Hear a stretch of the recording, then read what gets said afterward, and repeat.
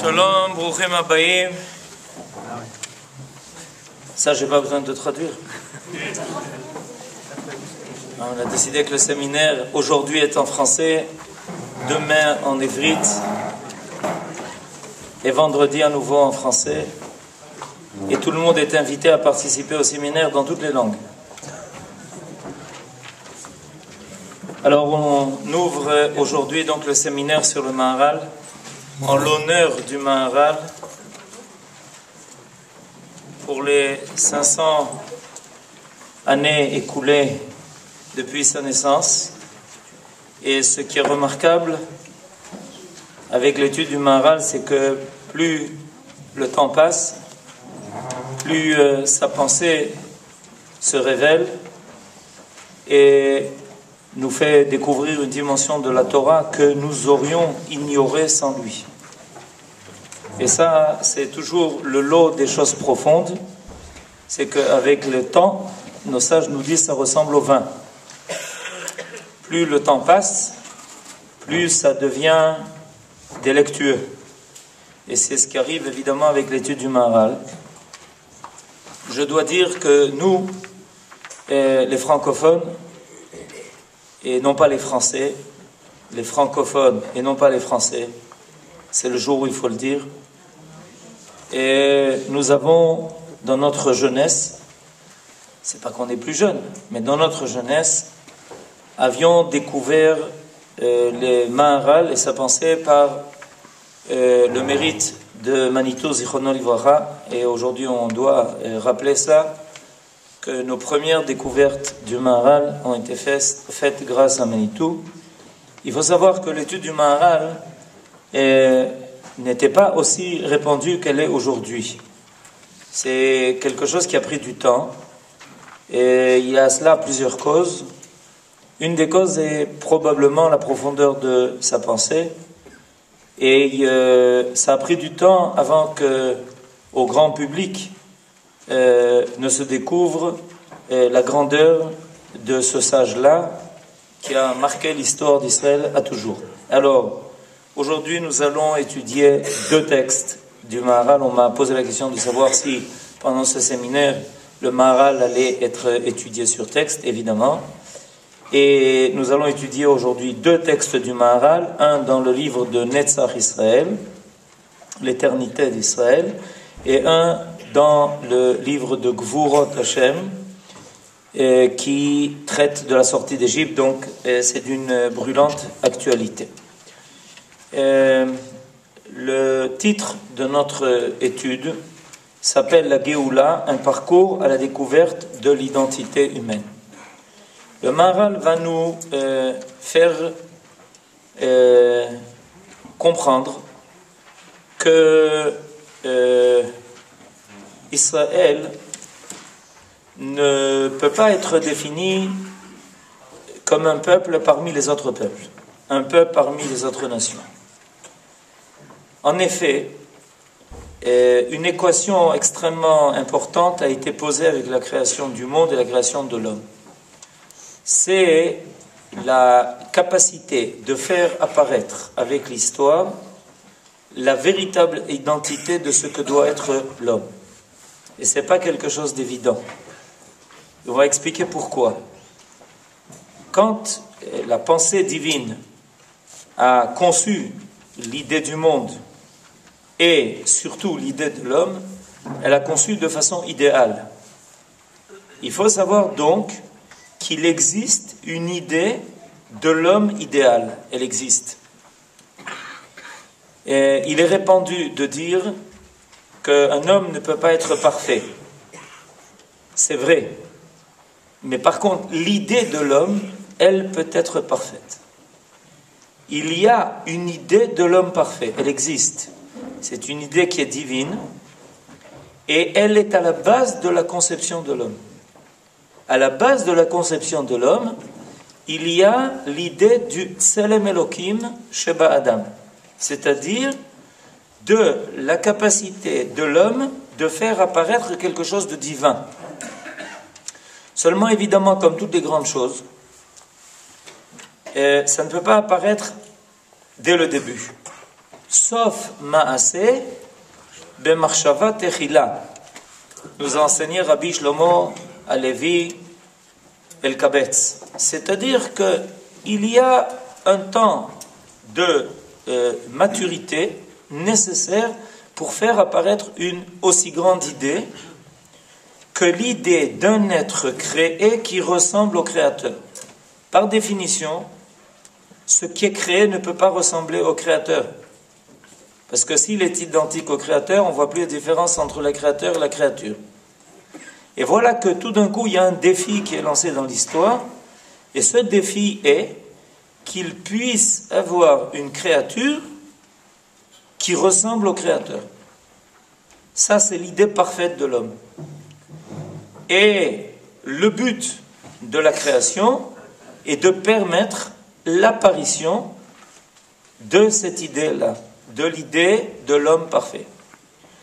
Alors, le Maharal nous fait découvrir quelque chose qu'on a perdu avec l'exil, c'est que cette capacité de faire apparaître l'homme à l'image de Dieu, c'est-à-dire l'homme parfait, cette capacité a été placée en Israël, dans le peuple d'Israël.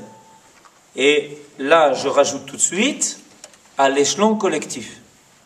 C'est-à-dire, dans le cadre des individus, c'est pas toujours évident que quand on rencontre un des Béné Israël, on puisse dire, voilà, on a devant soi l'image de l'homme tel que Dieu l'a conçu dans sa perfection. Par contre, au niveau collectif, le Maharal dit, et c'est l'enseignement qu'on va maintenant prendre dans son livre de Netzach Israël, au niveau collectif, le peuple d'Israël est sur terre pour cela. C'est une définition importante de l'épopée de ce peuple-là, c'est de révéler l'idée parfaite de ce que doit être l'homme. Alors, on va commencer cette étude, vous l'avez donc sous vos yeux, l'étude de Netzach Israël dans le Perek Yud. Vous savez que ce livre-là a été écrit par le Maharal à propos de Tisha B'Av, donc à propos de la Géoula. Puisque si on parle de Khurban, c'est pour, évidemment, parler de la réparation du Khurban, c'est pour parler de la Géoula. Ve'od tavin ze, min etzem briatam shel Israël, shemitzad atzman, yesh lahem hama'ala elokit, ve'en bitul el davar ze. Et il faut que tu arrives à comprendre l'essence même de la création d'Israël, qui est qu'ils ont en eux-mêmes la grandeur de la pensée divine de la création de l'homme, et ça ne peut pas s'annuler. Maintenant, c'est important de comprendre pourquoi ça ne peut pas s'annuler, parce que l'idée première que Dieu a eue quand il a créé l'homme, qu'il y ait sur terre quelque chose qui soit le reflet de ce qu'il est, ça s'appelle Tselem Elokim, Tselem Venjumo Tsel, qui veut dire l'ombre. C'est une chose qui ne peut pas s'annuler. C'est à la base même de la création. Le monde n'a pas été enclenché dans sa création avant que ne soit prête cette idée que le monde ne vienne pas contredire l'idée du Créateur, mais au contraire vienne la confirmer. C'est quelque chose de simple quand on comprend la logique de ça. C'est une logique de Torah. C'est qu'on ne peut pas imaginer que le Créateur ait inventé un monde, et surtout l'homme, qui viendrait contredire l'idée qu'il y a un Créateur. Ce que je viens de dire, et qui est aussi simple, n'est pas admis chez les autres nations. On peut, dans certaines pensées et dans certaines religions, imaginer que le monde vienne contredire l'idée d'un créateur. C'est de l'absurde, et ça serait ridicule, et pourtant il y en a qui, sans le dire de cette façon peut-être, néanmoins le laissent entendre. Or c'est impossible. il est évident que par définition, quand le Créateur a créé ce qu'il a créé, c'est pour venir confirmer l'idée qu'il y a un Créateur. Donc il y a forcément sur Terre une réalité qui est capable de confirmer l'existence de Dieu. Et bien cette réalité, nous dit le Maharal, s'appelle Israël. Et c'est pour ça que Israël porte le nom de Dieu en lui. Veyesh lilmod davarze midivre chachamim.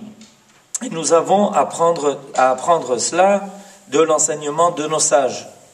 Asher odiu lanu dvarim elu bechochmatam, qui nous ont bien enseigné cela par leur sagesse. C'est-à-dire, sache que dans la sagesse des sages se trouve cet enseignement. Il faut le chercher et il existe. C'est-à-dire, les sages, en réalité, transportent dans l'enseignement les vérités absolues de la création, de l'existence du monde. C'est important de le savoir, nous dit le Maharal. C'est que les sages ont véhiculé à travers les époques, les générations, les véritables secrets de la création. Et ils ont enseigné ça dans le traité de Baba Metzia, où il est marqué un verset dans le prophète Yechezkiel, chapitre 34, « Ve'aten soni son mar'iti adam atem » Vous êtes mon troupeau, vous êtes le troupeau que je conduis, vous êtes l'homme. À propos de qui ce verset est-il dit? À propos d'Israël. Le prophète, donc, dans ce verset, vient dire qu'il y a un peuple qui s'appelle l'homme. Atem kroyim Adam, velo ovde gilulim kroyim Adam.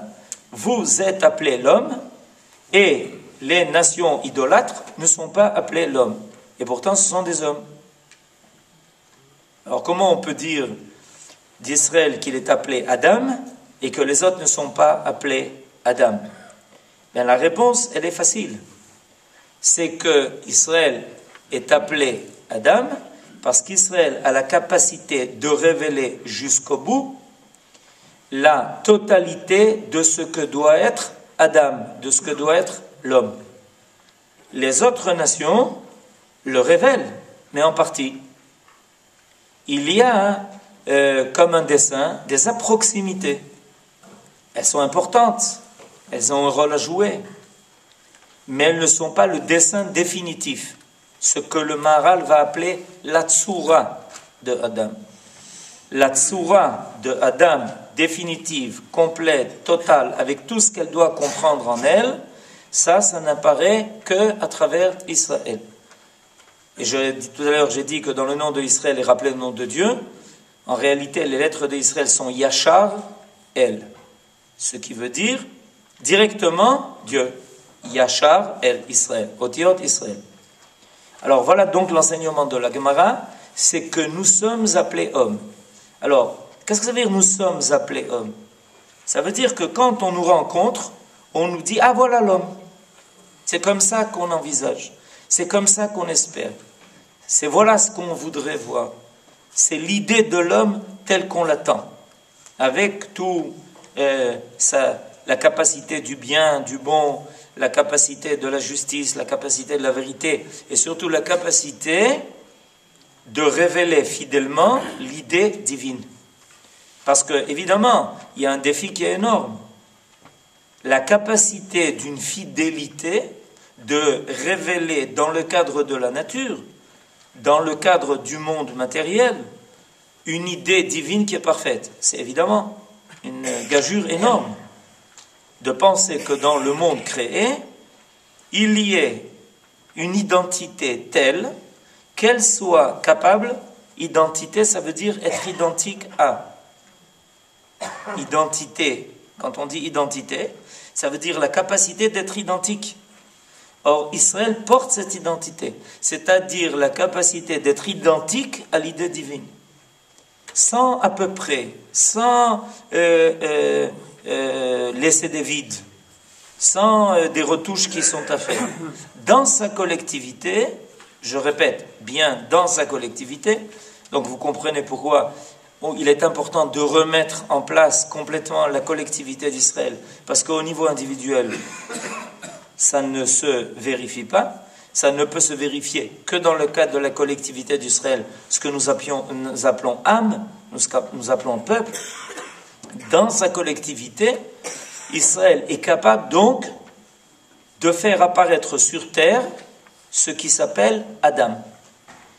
Et il est important de savoir que l'humanité est en attente de cela.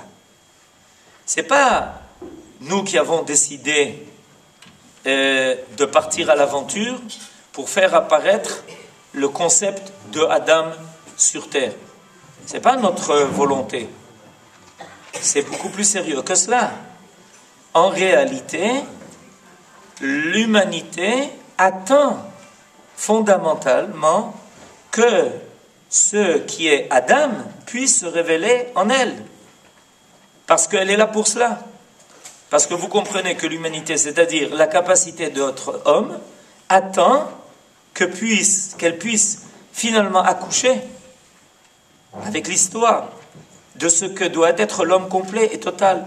Et tout ce que l'humanité recherche depuis la création de l'homme, à travers toutes les phases de l'histoire, c'est exactement cela.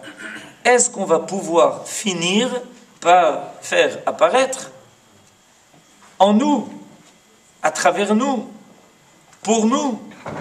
C'est ce qui va justifier notre existence. Qu'est-ce qui va justifier notre existence? Je voudrais expliquer ce point. Ce qui existe et confirme, justifie l'existence de n'importe quel être, c'est qu'il soit capable de remplir son rôle. Il est confirmé dans ce qu'il est à partir du moment où il va complètement remplir le rôle qu'il doit remplir. Donc vous comprenez que l'humanité dans toute sa totalité, les 70 nations que nous avons appris à connaître, en réalité, ces nations attendent là, avec fébrilité, qu'apparaisse l'homme, parce que c'est pour ça que l'humanité existe, pour que finalement on arrive à la réussite de l'histoire en disant voilà, l'homme est là. C'est pour ça, ça valait le coup. On a passé 6000 ans d'histoire pour que finalement on ait réussi.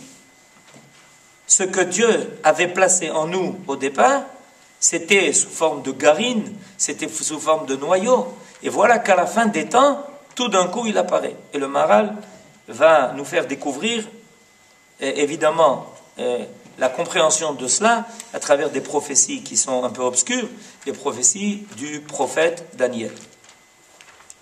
Alors, on reprend le texte. Atem kruim adam, velo ovde gilulim kruim adam.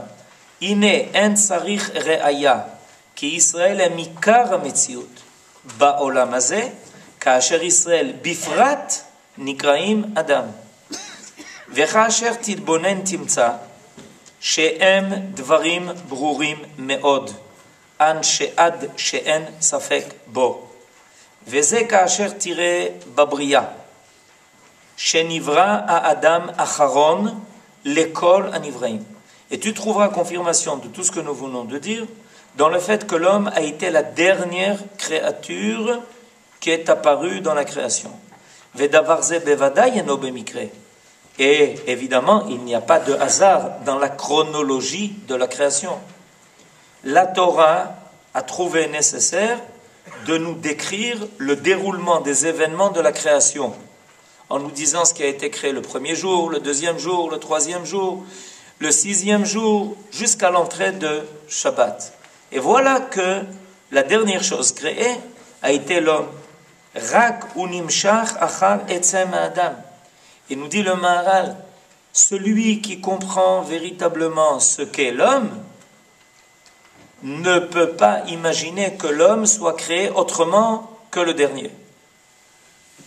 C'est-à-dire l'essence même de l'homme réclame que l'homme soit la dernière créature qui apparaisse. Pourquoi ? Veze kiraoui davar sheu kmot sura, Ve'atzura al yada yushlam akol. Parce que l'homme est appelé la tsura du monde. La tsura, ça veut dire la finalité. La forme, c'est comme quand on prend de la matière à l'état brut, et ça ne peut remplir encore qu'une fonction, de la pierre ou du bois. Quand est-ce que la matière à l'état brut pourra commencer à remplir une fonction? Quand elle aura reçu une forme. C'est ce que l'homme fait. Il donne forme à la matière. Donc l'homme est la forme de la création. C'est lui qui donne forme à la création. C'est lui qui va donner justification à tout ce qui est créé. Tant que l'homme n'apparaît pas, tout ce qui a été créé ne peut remplir aucun rôle. La création est bloquée dans sa capacité de se révéler comme étant utile. C'est avec l'apparition de l'homme sur terre, qui se sert de sa chokhma, qui va se servir des dons que Dieu lui a donnés, et qui d'un coup va donner forme à tout cela, à toute cette matière qui est à l'état brut, et qui va tout d'un coup faire animer tout cela de quelque chose d'énorme. Chaque pierre va recevoir un rôle. Chaque arbre, chaque plante, chaque chose est utilisée, chaque chose va trouver sa place dans cette harmonie totale qui s'appelle la création grâce à l'homme. Donc l'homme est appelé la tsura du monde. C'est un mot qui est très cher au Maharal, le mot de tsura. Et je vous explique pourquoi le Maharal, quand on étudie assez profondément le Maharal, on s'aperçoit que pour le Maharal, le concept de la tsura est un concept qui est fondamental dans la compréhension de ce que Dieu a créé, pour une raison très simple. C'est que le mot tsura vient du mot tsur. Et le mot tsur, c'est la capacité de créer. Yotzer ha-adam. On dit de Akadosh Baruch Hu, Yotzer ha-adam. C'est-à-dire que Akadosh Baruch Hu est défini comme celui qui est capable de donner forme aux choses. Or, la forme de chaque chose est la pensée qui est inscrite dans la matière. Tant qu'il n'y a pas de pensée inscrite dans la matière est brute. Elle n'est pas capable d'être utile à quoi que ce soit. À partir du moment où on fait apparaître une pensée dans la matière, alors voilà tout d'un coup que tout devient beau, que tout devient sérieux, que tout devient utile, que tout devient harmonieux, que tout devient et même artistique, parce qu'on a introduit une pensée dans la matière. Akadosh Baruch Hu est celui qui, par définition, a réussi à imprimer dans la matière une forme, donc une marshava. Dieu est l'origine de la marshava, de la pensée, qui va s'inscrire dans la matière. Et l'homme, en vivant dans le monde créé, va être la tsura de ce monde-là. Il va lui donner vie. Il va mettre chaque chose à sa place. Il va agencer le monde. Il va mettre les choses en place. Il va faire que une maison, c'est une maison. Qu'un palais, c'est un palais. Et tout ça, c'est sa capacité de faire apparaître la marshava. Et en cela, donc, il devient associé à Dieu dans le monde créé. Veze kiraoui davar shu kmo tsura. Ve'atsura al yada yushlam akol. C'est par la tsura que tout devient conséquent, qu'on trouve la finalité de chaque chose. Lechach raoui sheye acharon ki akol yushlam be'acharona. Et c'est pour ça que l'homme doit être obligatoirement le dernier être créé, parce que c'est lui qui, une fois que tout a été créé, va finalement donner la forme à chaque chose. On ne peut pas commencer, tant qu'on n'a pas la matière, tant que les choses ne sont pas là, alors on ne peut pas commencer à donner de tsura. La tsura, c'est quand il y a une pensée qui va pouvoir s'inscrire dans quelque chose qui est déjà présent. Donc Dieu a fait apparaître le monde, il a fait apparaître tout ce qui est matière première, et voilà, évidemment, dans le fond de tout ce qui a été créé se cache l'idée divine. Et l'homme va la révéler en agissant au nom de Akadosh Baruch Hu dans le monde de Dieu. Et c'est ce qui va compléter le monde.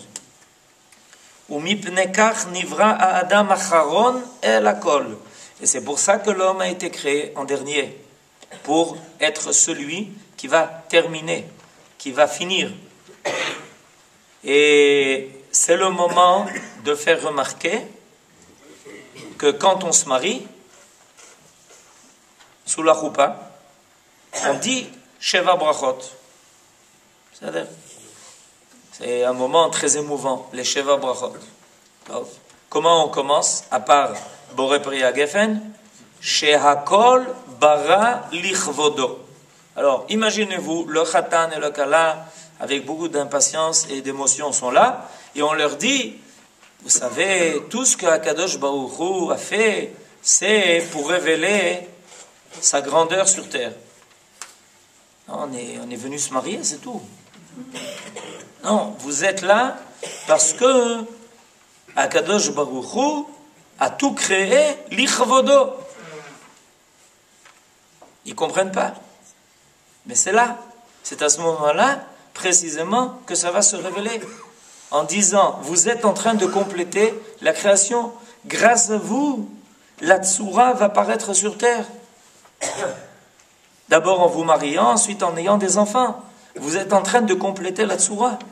Vous êtes en train de faire apparaître sur terre vie. Donc vous êtes en train de compléter la Tsoura qui vous attendait. Et c'est pour ça que la bracha d'après, c'est Yotzer Adam. Yotzer Adam, c'est-à-dire celui qui a créé l'homme pour que lui-même complète la Tsoura du monde. Umipnekach nivra Adam acharon el hakol. Les filles chez Adam Tsoura à la tartonim. Parce que l'homme est Tsoura pour les êtres plus bas. Vehu ashlamat kol tartonim. Et il est le complément, la complémentarité de tous les êtres créés, les chach nivra Adam be'acharona, et c'est pour ça qu'il a été créé à la fin, kasher ushlam hakol, quand tout est déjà fait. Vetimsa davar ze be'Israël. Et maintenant, nous dit le Maharal, il fait maintenant la conjonction, et maintenant tu comprends pourquoi, il est bien clair qu'Israël est Adam. Parce que tu trouveras la même chose en Israël. Vetimsa davar ze be'Israël, shegam em nivreu be'acharona. Et de la même façon que l'homme, dans le récit de la création, est bien le dernier être créé, dans le récit de l'histoire du monde, Israël viendra en dernier. De la même façon que l'homme est celui qui complète la création et qui lui donne sa légitimité d'être, c'est-à-dire l'aboutissement, c'est effectivement quand se trouve sur terre un homme qui est le reflet de Dieu, mais Israël, dans l'histoire, vivra la même chose. C'est qu'à la fin des temps qu'apparaîtra cet homme-là, à l'échelon collectif, qui s'appelle Israël. Vetimsa davar ze be'Israël, shegam em nivreu be'acharona. Israël aussi est le peuple qui va être créé à la fin. Veyesh lahem beze sgulat ha'adam. Et de là, tu peux repérer qu'Israël est bien cette identité que l'on appelle Adam. Shenivra be'acharona, qui n'est créé qu'à la fin. She'are lo timtsa shumuma. Parce que tu ne trouveras aucun peuple. Nivret ve yatsa la foal achar Israël. Le Maharal nous dit que au niveau de l'histoire de nations, en réalité, toutes les identités de nations étaient en place avant qu'Israël ne naisse. Nous sommes nés à la sortie d'Égypte. Ça veut dire que avant que nous sortions d'Égypte, les 70 identités fondamentales, c'est vrai que l'ONU a été créée plus tard, mais ça n'a rien à voir. À la sortie d'Égypte, toutes les identités, 70 nations, c'est pour ça qu'on est descendu 70 en Égypte, quand on est descendu nos sages, la Torah nous fait remarquer cela, que quand on est descendu en Égypte, on était au nombre de 70. Et si on avait été 58? Non, non, il faut que tu saches, on était 70. Pourquoi? Parce que, évidemment, les 70 individus qui sont descendus en Égypte, d'Israël, étaient le modèle en laboratoire de l'ensemble de l'humanité de 70 nations. Et donc, nous dit le Maharal, sache une chose, quand nous allons apparaître en tant que peuple, toutes les identités sont déjà présentes dans le monde, rien ne manque. She'arei lo timtza shum uma nivret veyatza lafoal achar Israël ki Amon uMoav ve'Esav akol ayu umot gdolot kodem Israël. Tous ceux-là sont devenus déjà des grands peuples, c'est-à-dire des identités humaines déjà présentes dans le monde avant que n'apparaisse Israël. Que Moshe mochiach min hakatuv shemazkir otam hakatuv kodem sheyatzu Israël mimitzraim, comme la Torah a pris soin de nous le raconter. On trouve ça, c'est la description des identités humaines fondamentales au nombre de 70. C'est décrit dans les parachiotes de Bereshit et de Noach, où on nous parle des 3 enfants qui sont sortis de l'arche, qui ont commencé à les ramifications de ces 3 enfants. Et en fait, si tu comprends, si tu étudies, tu trouveras dans les listes, on ne comprend pas toujours qu'est-ce que c'est ces listes qu'on nous donne là dans les parachiotes de Bereshit et Noach, mais en réalité c'est ça.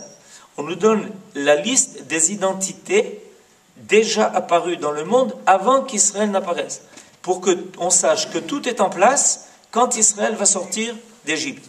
Quand Israël va sortir d'Égypte, tout est là. Et on est là donc pour être le Makeh Bepatish. Makeh Bepatish, c'est une expression qui se trouve dans le traité de Shabbat. C'est un des 39 travaux interdits. C'est le dernier. Et qu'est-ce que c'est ce Makeh Bepatish? Qu'est-ce que ce travail signifie? Ce travail signifie comme ça, c'est quand on termine quelque chose qui a été entrepris. C'est-à-dire, bon, il y a tous les autres travaux qui sont des travaux créatifs. Ok, semer, moissonner ou teindre quelque chose. On crée des choses. Mais il y a un travail qui n'est pas un travail en soi.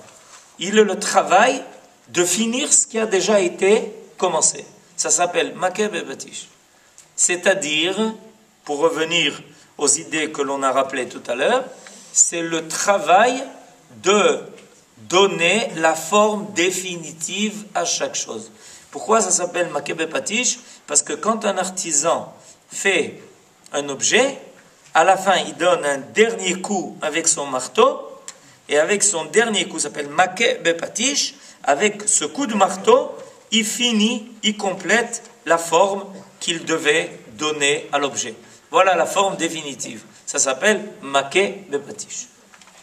Makeh Bepatish, c'est en fait donner la forme, c'est-à-dire faire apparaître l'idée jusqu'au bout. Cette idée, lors du récit de la création, c'est l'homme. C'est l'idée qui apparaît jusqu'au bout, l'idée divine de la création. L'idée divine de la création n'apparaît jusqu'au bout qu'avec l'apparition de l'homme. Au niveau des nations, l'idée divine de l'identité humaine n'apparaît que quand Israël va sortir d'Égypte. Vous comprenez évidemment par là la gravité dans le bon sens. Il paraît qu'il y a des gens qui se servent du mot grave pour dire quelque chose de bien. C'est grave. Alors, la gravité de la sortie d'Égypte. La gravité, vous avez compris de qui il s'agit. La gravité de la sortie d'Égypte, c'est que Israël va être le Makeh Bepatish. Toute l'humanité est en attente. Toute l'humanité est en attente de la fin de l'apparition de la Tsoura d'être Adam, au niveau collectif. Et voilà que quand Israël sort d'Égypte, tout d'un coup ça apparaît. Et le monde tout entier qui est en attente de cela voit, et c'est très intéressant de remarquer, c'est une étude que le Maharal fait ici dans Gvurot Hashem, dans le livre consacré à la sortie d'Égypte, où il amène deux midrashim qui parlent de la situation d'Israël en Égypte. Un midrash dit que Israël en Égypte est comme l'embryon dans les entrailles de sa mère. Et que Akadosh Baruch Hu est le médecin qui va accoucher de cet embryon. C'est nous. La sortie d'Égypte, c'est l'accouchement. Le deuxième mashal, le deuxième midrash, qui est rappelé par le Maharal, il va expliquer profondément les deux midrashim, c'est l'or qui est mélangé au scori. Et alors, pour avoir de l'or pur, on met tout ça dans le feu, qui fait fondre l'or, et qui va le faire couler et purifier de toutes les choses qui l'accompagnaient. Et quand Israël naît, c'est l'or pur qui apparaît. C'est-à-dire, en d'autres termes, ces deux idées-là qui se complètent, pas rentrer dans tous les détails maintenant de ces idées-là, mais ces deux idées qui se complètent, c'est que il y a l'humanité, après pratiquement 2500 ans d'existence, on est sorti d'Égypte en l'année 2448, et l'humanité attend cet accouchement, attend de voir cette identité. Est-ce que l'homme, tel qu'on l'espère, tel qu'on l'attend, va apparaître ou pas? Et quand Israël est en Égypte, alors, c'est bizarre. Qu'est-ce qu'ils font là-bas? C'est le grand secret de la descente en Égypte. Ça veut dire quoi? Qu'est-ce qu'on fait là-bas? Et le Maharal va expliquer qu'il y a un temps qui doit obligatoirement se passer jusqu'à ce que tout mûrisse pour que finalement apparaisse Israël comme la Tzoura du monde entier. Imken, yesh le Israël zgulat ha'adam, asher univra ba'acharona. Donc il est clair que Israël est bien la Zgoula qui s'appelle l'homme, qui n'apparaît qu'à la fin. Et voilà, il amène maintenant les secrets. Vous savez que le livre de Daniel est un des livres qui contient les secrets de la fin des temps. Et les choses ne sont pas très claires, alors toujours on essaye de déchiffrer ce qu'il y a dit dans Daniel, parce que Daniel annonce la fin des temps, et il a eu une vision. Les visions de Daniel sont des choses qui sont connues. C'est d'ailleurs tellement intéressant que vous savez que le Kohen Gadol, le soir de Yom Kippour, pendant que nous on fait Kol Nidre, il se prépare au lendemain au travail qu'il va faire, parce que pendant Yom Kippour, le travail ne peut se faire que par le Kohen Gadol. Et il n'a pas le droit de dormir toute la nuit. Le Kohen Gadol n'a pas le droit de dormir toute la nuit de la veille de Yom Kippour. Et alors, la Mishnah, nos sages, nous explique comment on fait pour le tenir éveillé. C'est pas facile. On a tendance à, de temps en temps, sommeiller un peu. D'accord?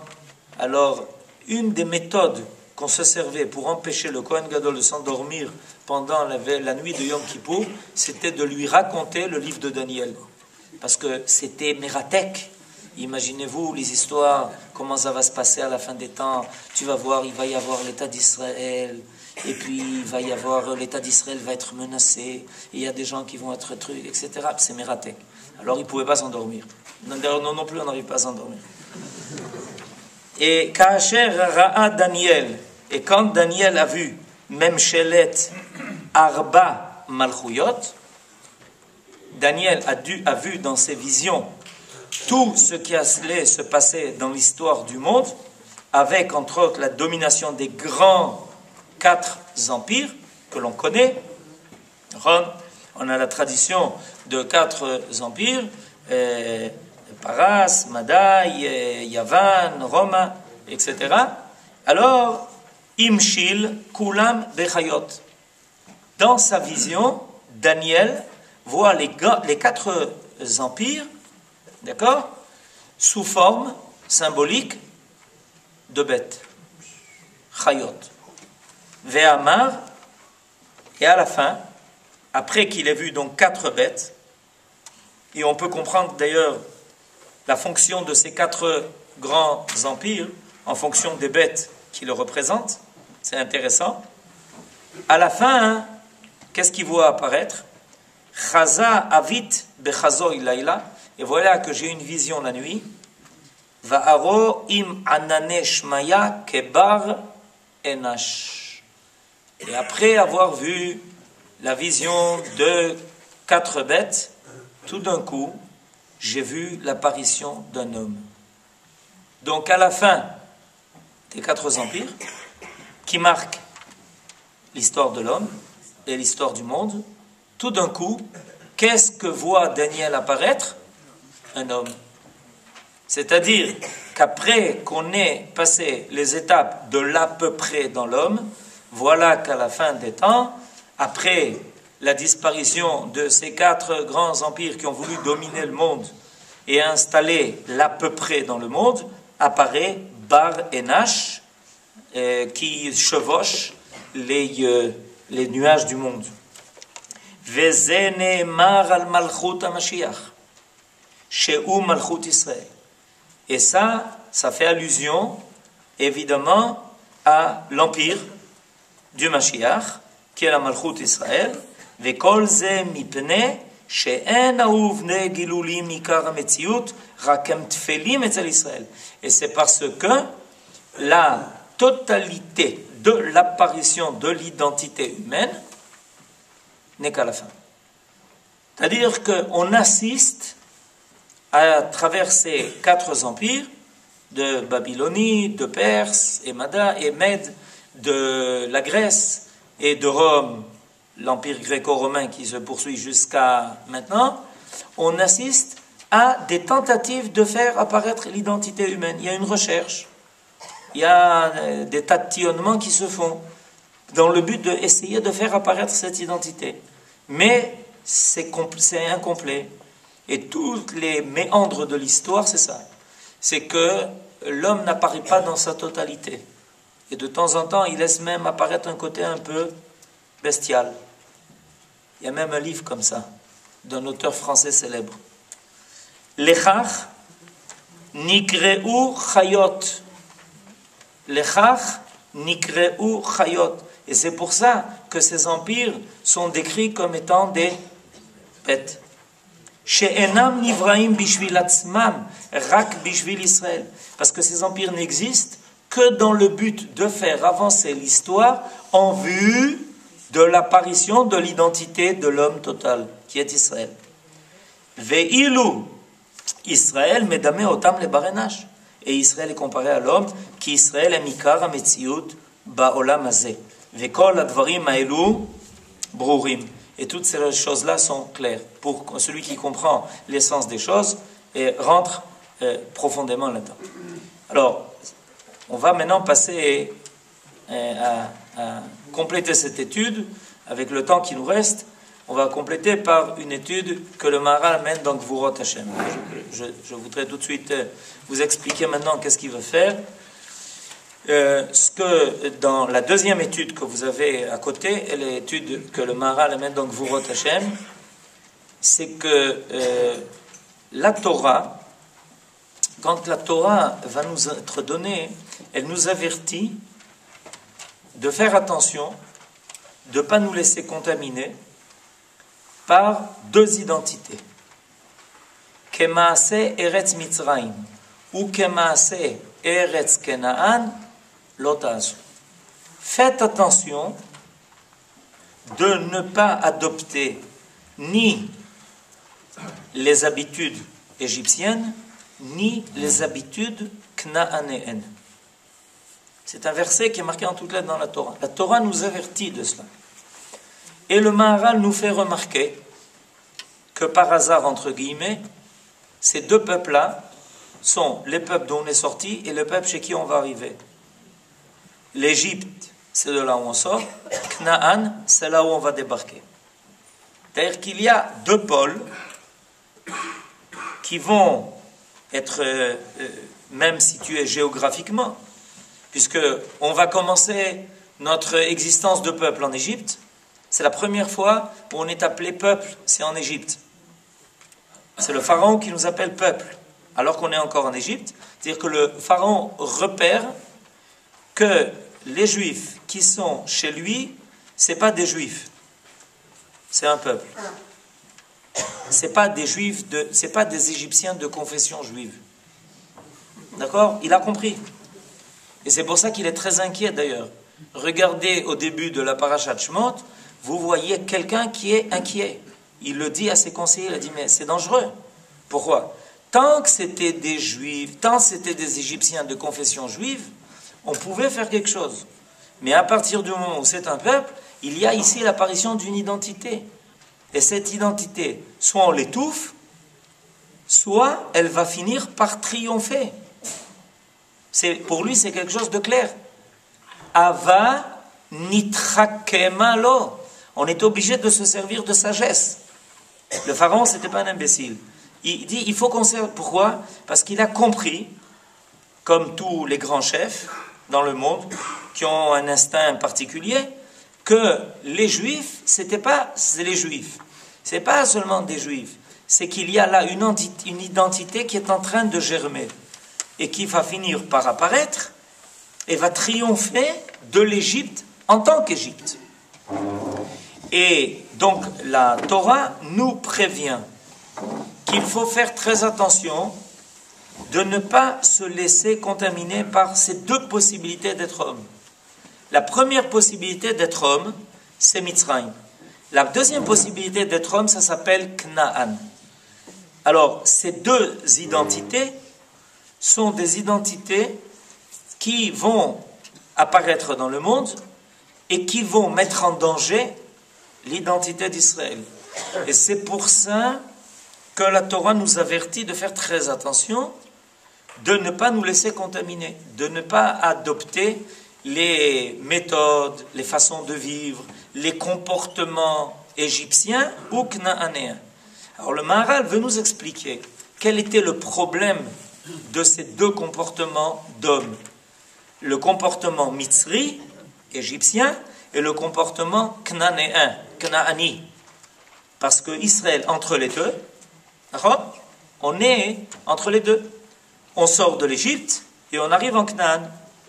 Et entre-temps, on va au Sinaï, on reçoit la Torah, dans le but de faire apparaître la totalité de l'identité qui est en nous, qui est de ressembler à Dieu. Or, ces deux identités fondamentales, l'Égypte et Canaan, sont des identités qui ont pour but de occulter la ressemblance de l'homme à Dieu. C'est-à-dire le contraire. D'où le danger énorme que présentaient pour nous ces deux identités. Alors on va prendre le texte du Maharal dans Gvurot Hashem Perek Dalet que vous avez sur votre gauche. Gazar Hashem Yitbarach Shiabud al Zera Avram. Akadosh Baruch Hu a décidé par décret que la descendance d'Avram irait en Égypte. Lo haya raou yashiabud rak be'uma she'em efkim lahem. Et il est clair qu'Israël ne pouvait être asservi que dans une nation qui lui était contraire. C'est-à-dire que l'Égypte est le contraire d'Israël. Au moins on sait quel est notre contraire. Veze timtza bemitzrayim she'em efer ha'uma akdosha. Et tu trouveras donc que l'Égypte est le contraire de cette nation Israël qui est Uma Kdosha. Gam mipne shekol od she'en hatzura beshlemuta en la metziut vehi tachat reshut hachomer ve'achomer moshel alea kmo sheitbaer lemala. Le Maharal explique quelque chose d'extrêmement profond. Tout à l'heure, je vous ai dit qu'un des concepts qui revient sans arrêt, qui est sans arrêt présent dans la pensée du Maharal, c'est Tzura. Voilà qu'apparaît le concept contraire qui s'appelle Chomer. Chomer, c'est la matière, mais la matière totale. Il y a la forme totale et la matière totale. C'est la matière dans sa totalité d'être matière. C'est la gashmiout, qu'on ne peut pas plus gashmiout. C'est-à-dire ce qui empêche la lumière de passer. Par définition, la lumière, la matière dans son épaisseur ne laisse pas la lumière passer. Donc comprenez pourquoi l'avant-dernière Makkah, c'est Makat Rocher. Et pourquoi quand les Égyptiens nous ont donné le travail, ils nous ont donné comme travail Avoda Kasha Be Chomer ou Levenim. Be Chomer ou Levenim. Alors, le Maharal dit que tant que nous n'étions pas mûrs en tant que peuple, en tant que Tsoura, nous n'avions pas la force, comme le poussin, tant qu'il n'a pas suffisamment de vie, il n'arrive pas à faire éclore l'œuf. Donc on était, Meshuabadim, on était asservis à l'Égypte. Dire que nous n'avions pas la force de percer la matière.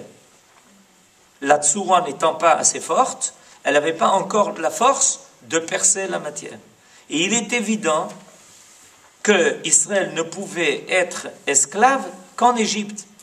Parce que de deux choses l'une. Ou la Tsoura domine le Chomer, ou le Chomer domine la Tsoura. Alors, quand on était en Égypte, le Chomer dominait la Tsoura. Et quand on est sorti d'Égypte, le poussin a fait éclore l'œuf, la matière s'est brisée, c'est la sortie d'Égypte. Et on voit très bien que Israël qui avance, tout ce qui est matière s'annule devant lui, y compris la mer. ומפני שהמצרים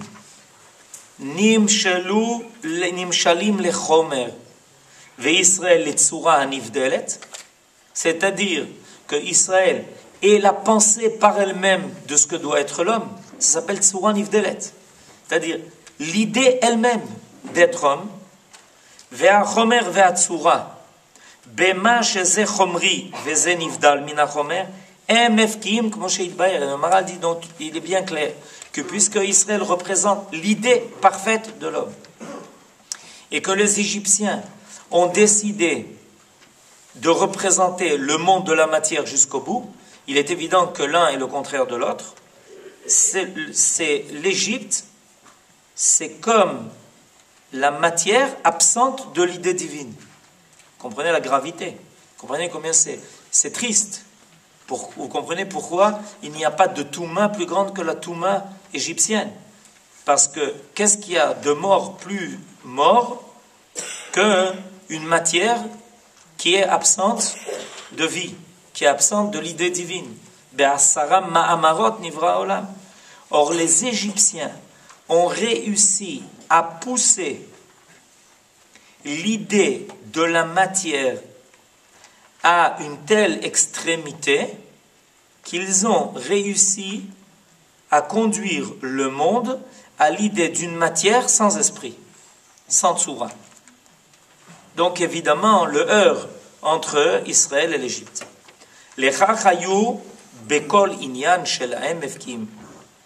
C'est pour ça que l'un était le contraire de l'autre. Mais et quand Israël a acquis sa tsura parfaite,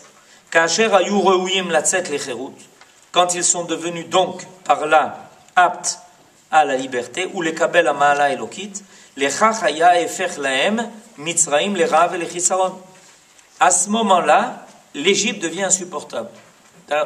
Remarquez qu'il y a quelque chose d'intéressant dans notre histoire en Égypte. Pendant 210 ans, on subit la ravdout, on subit l'asservissement, on subit l'esclavage. Ça veut dire qu'on l'accepte. Mais à un moment donné, Israël commence à hurler en disant « c'est insupportable, ça ne peut pas continuer ». Erimut Saaka. Ça veut dire, dit le Maharal, que la tsura réclame d'apparaître. Tant que la tsura n'était pas prête, ils ont accepté. Dès qu'elle est prête, insupportable.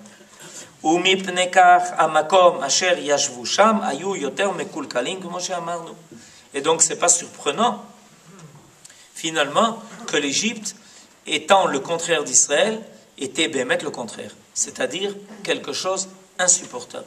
Même l'eau devient sang, c'est-à-dire la vie devient la mort. ושלמות ישראל גורם שהמצרים הפך להם.